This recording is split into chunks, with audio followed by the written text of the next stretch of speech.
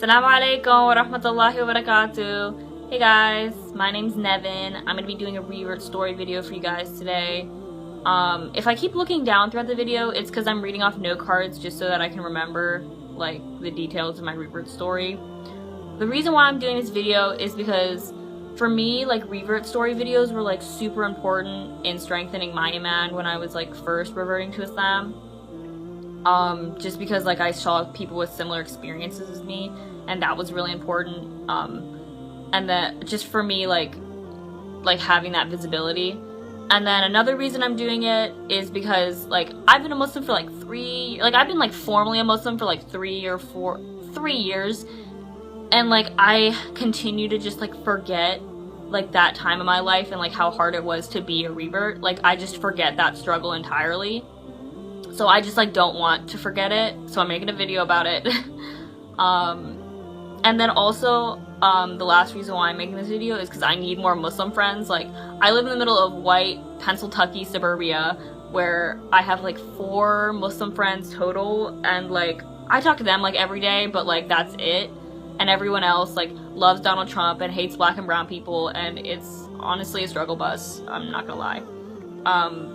This video, I'm gonna talk about like some pretty controversial stuff, just because like I think all reverts kind of have a past where they lived an entirely different way of life, and they had to like unlearn that and like learn kind of, because Islam is a way of life. Like it encompasses like every single thing you do. Like it should always be on your mind.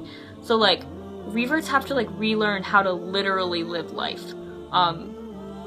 So I'm gonna be talking about like some of the stuff that I like believed and thought, and not like I murdered someone, but like I definitely like am not completely proud of who I was before I reverted for obvious reasons. But I also wanted to say that I'm still learning. Reverts have to basically like teach themselves everything, like literally teach themselves everything, especially if they like don't have a car. Like I don't have a car and I'm 18. I don't have a car, which is sad. But I can't go to like a masjid and like ask someone to like teach me Islam. Like literally the only way that I learn Islam is from like Googling and YouTube and like the 5 Muslim friends that I have. So I guess for some background, I always called myself a Muslim. Like my dad is Turkish. So like you know what they say about Turkish Muslims. Like my dad's like if he's being honest with himself, he's like secular. Like he's like a secularist, and he's also like agnostic and atheist in some ways. So he doesn't actually like practice Islam at all, but like he'll call himself Muslim sometimes, depending on like the situation. My mom is Catholic. She's like South American.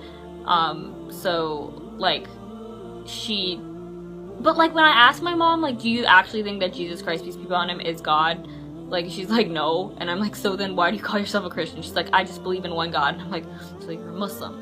But well, I don't say that because I don't disrespect my mom, but like she's a Muslim. But I also like always called myself a Muslim because like in 9th grade we had this world cultures class where we had to like learn about Islam, because like a huge chunk of the global population is Muslims, and like I was the only one in my class who was pro-Palestine. I knew like 3 out of 5 pillars when I first started. Like I think I knew like I knew the 5 prayers, I knew Shahada, and I knew fasting, but I didn't know the other 2. And yeah, I was like the only one in my class who had any basic knowledge about Islam, just because like all my family in Turkey practices, and like my grandma, like before she died, she wore hijab, and like some of my cousins wore hijab. So like I knew a little bit about Islam, but like not a ton. And like another funny story is like I literally studied so hard just so that I could like prove to myself that I was Muslim enough in 9th grade, like just to get a 98% on this like Islam test. I got like a 70 on the Christianity test. But yeah, basically like I always knew that I believed in one God. I never, like, I mean, I think at some point I was like in middle school I called myself a pagan, but I only did that because I thought that being a pagan was cool. Like sorry to any like pagans that might be watching if that's disrespectful, but like I don't think I was actually a pagan. Well, I know I wasn't actually a pagan. Like I always believed in one God. So I thought about the major like monotheistic religions, and I knew like Christianity was no-go because I just didn't understand the Trinity. Like, I've been to so many Catholic masses and they tried to explain the Trinity to me, and I'm just like, I don't understand this at all. Like, one guy was like, you know, the Father is ice and Jesus is water, and like the Holy Spirit is water vapor, and I was just like, I don't understand, like, why? I didn't understand it at all. And that's what a lot of Muslim reverts will tell you, is that they just don't understand the Trinity.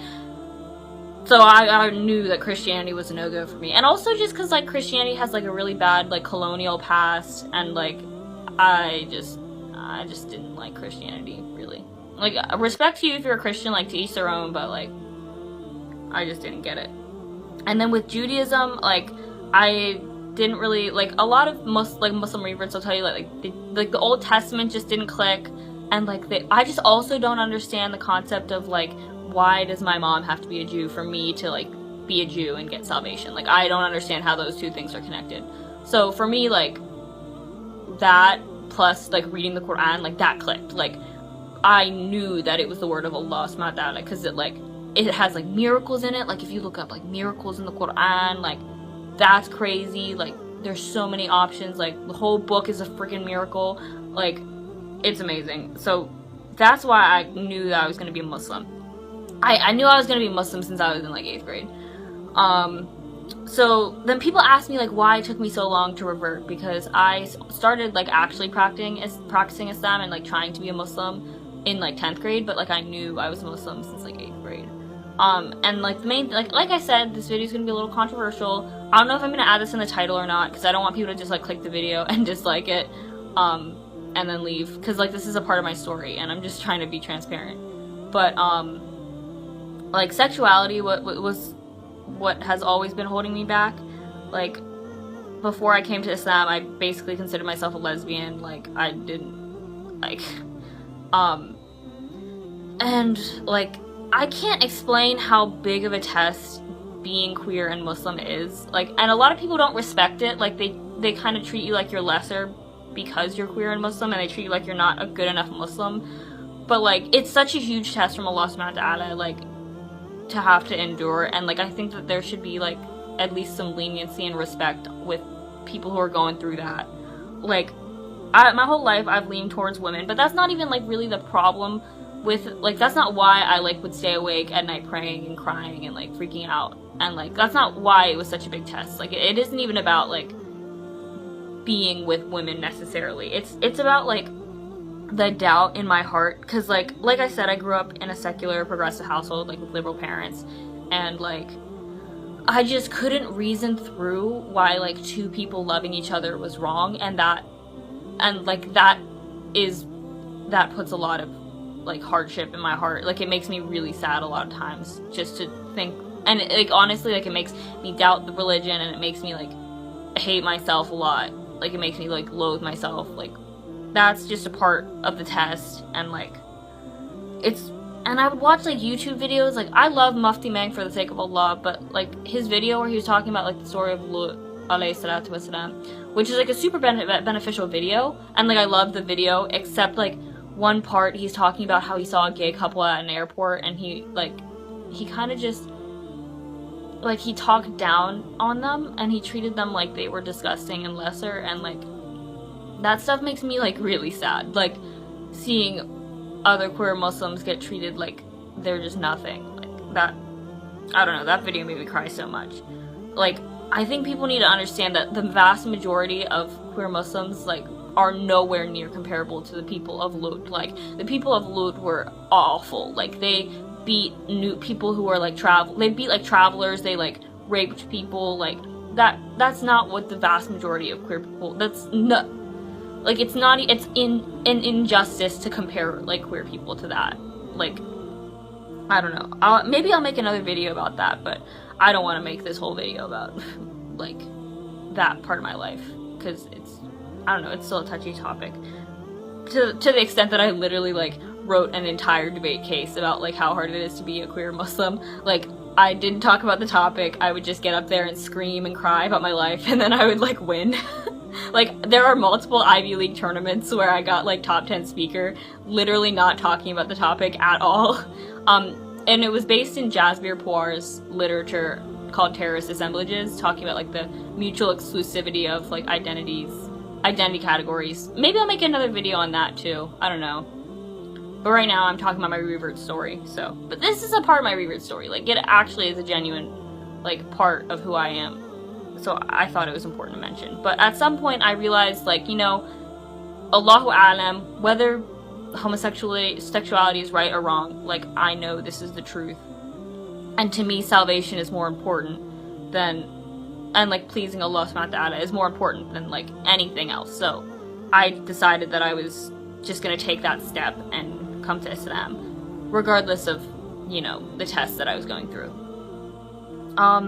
I wish I could remember what that push was that made me come to Islam, like what really pushed me over the edge. And like, all I remember is that I had this like really like high iman. Like, I didn't know what I was doing, but I had this like really high iman. Like, I believed la ilaha illallah, and like I just felt like this nudging to like just like revert. Like, I just felt that push, so I just did it.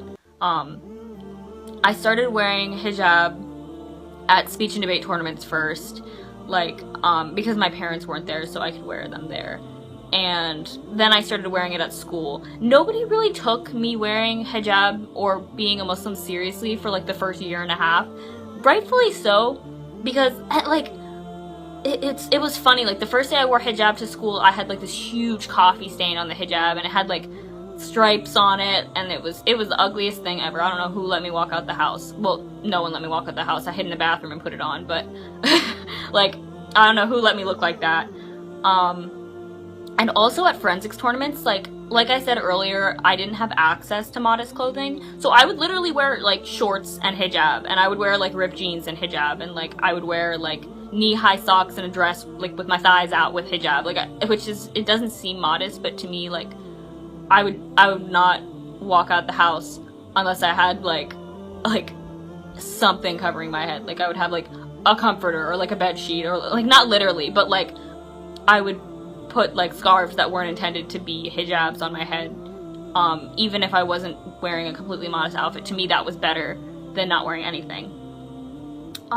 Something interesting about wearing hijab for the first time is like I wouldn't say that, like, you go from like not being minoritized to being like very blatantly outwardly minoritized, and that like really changes how people perceive you and treat you. Cause like, I know I have like pale skin, but I'm not like white. Like, my dad's Turkish and my mom's part black.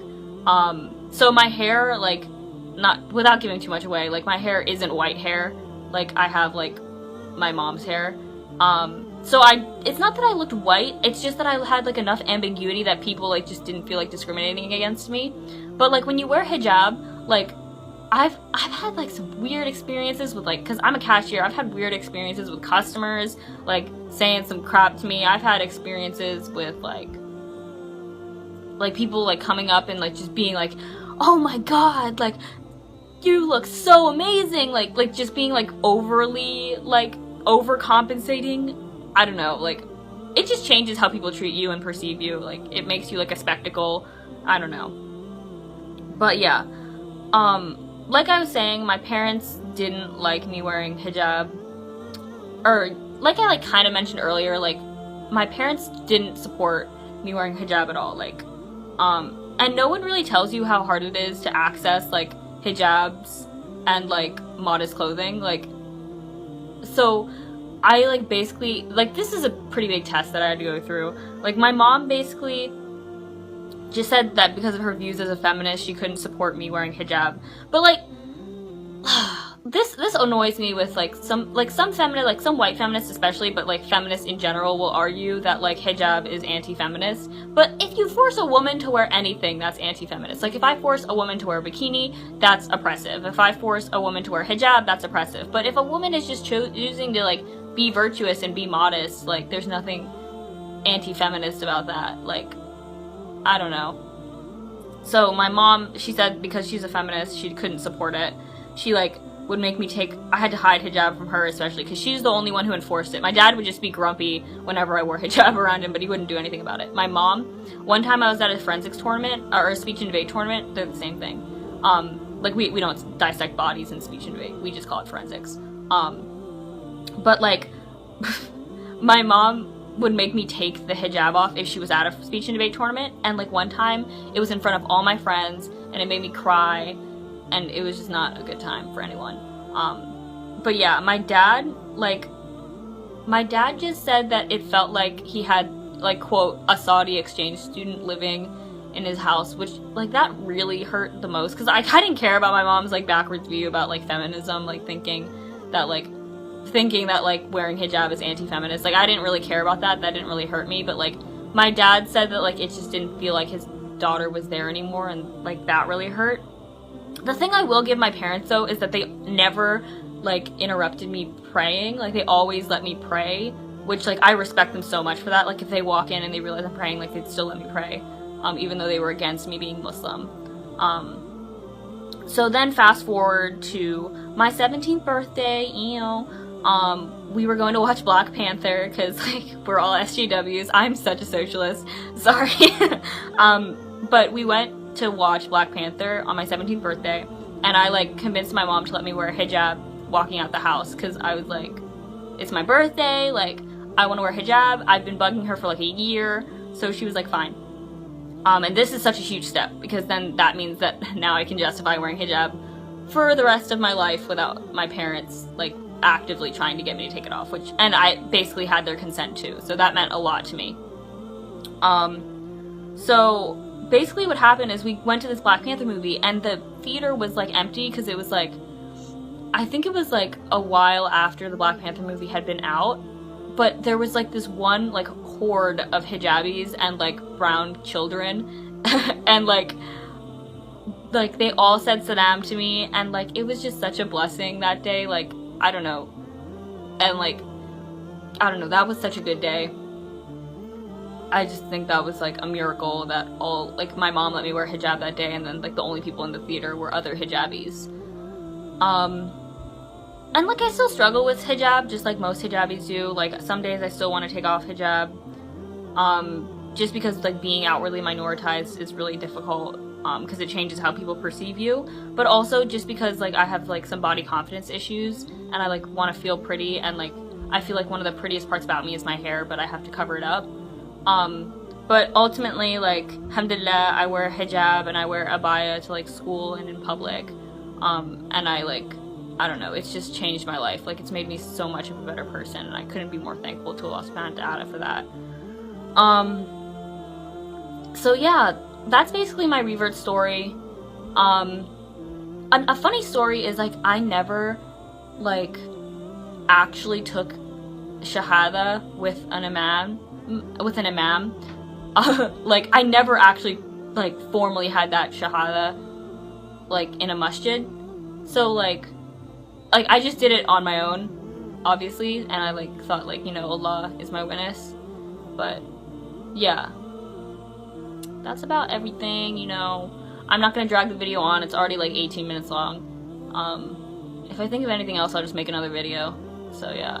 Assalamu alaikum wa rahmatullahi wa barakatuh. Hope you guys have a blessed rest of your month of Ramadan. And, yeah. Assalamu alaikum.